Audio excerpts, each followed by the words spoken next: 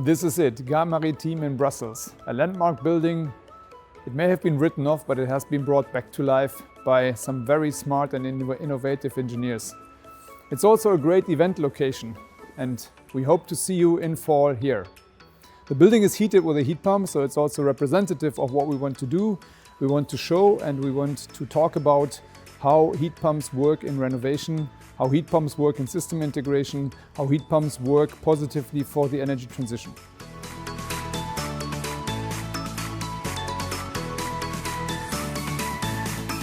The beauty of this place is its impressiveness. If you're a bit of an energy geek, you will see the beauty of this place is that it's actually using very little energy to do what it's doing, to providing comfortable indoor space. What we don't see is the heat pump. So if there wasn't a sign saying this is heated by heat pumps, this is using renewable energy, this is super energy efficient, you wouldn't know. Of course, we could ask the building manager and have him guide us down to the basement and look at the heat pump. I could also show you pictures, but the fact that the heat pump is not so visible is sometimes putting it out of sight and a bit out of mind. So what we have to work on more is make the positive characteristics of the heat pump known without being able to show it all the time. Got this question, are heat pumps still using renewable energy? I mean, seriously, after 2009, the Renewable Energy Directive has set it in stone, and this is not saying policymakers decided and that was not right, but this is actually policymakers recognizing thermodynamics and saying, yeah, this makes sense.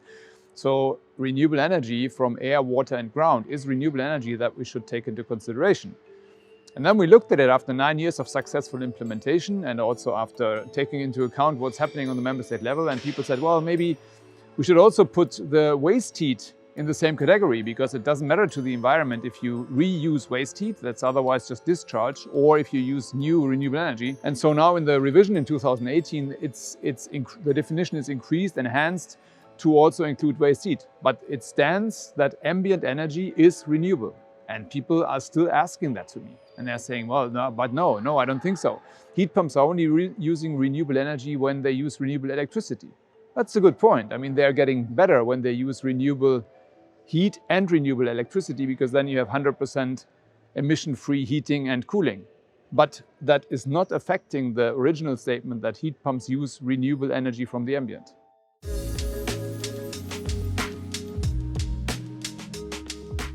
Well, another myth that people are strongly debating is, can you put a heat pump into every building?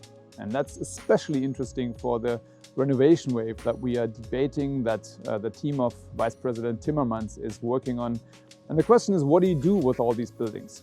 In my trajectory of heat pump rejection, we have had this point where people said you can only put heat pumps in new buildings. And technology advancement, not least because of eco-design and other measures that the Commission has put in operation, we have now much better heat pumps, much more efficient heat pumps that can operate at 70-75 degrees, and they're absolutely ready for a simple boiler replacement.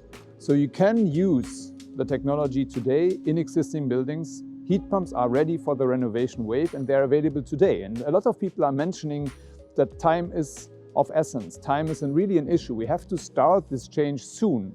So we don't have to wait for solutions that may be available in 10 years, but we can start with those that are available today. And the renovation wave that Vice President Timmermans has announced has one very important point in it, and it aims at renovating the 35 million least performing buildings. And these were the buildings that in the past we would say, well, they're probably not so well suited for heat pumps. If we renovate them first, then we have 35 million heat pump projects ahead of us. What we really think is necessary are new business models. Heat as a service is one of these. So that maybe what I said before, the challenge for the end user is actually moved out of the end user's realm and it's given to a professional developer who then puts all the technology in your building and does the necessary renovation and gives you an offer that is no longer selling you a product and then you buy energy from somebody else, but you will actually receive heating and cooling and hot water to your needs for a fixed price. And in order to do that, it would be very helpful if flexibility was given a price. That's what we see today, that The heat pump system, the building included, a thermal storage, maybe a small electric storage, maybe in the future even a car. So that could work. But you need to have a value for this flexibility, because the translation that happens is surplus electricity is turned into heat. And that is actually quite a good equation, because it works efficiently and it doesn't cost you much.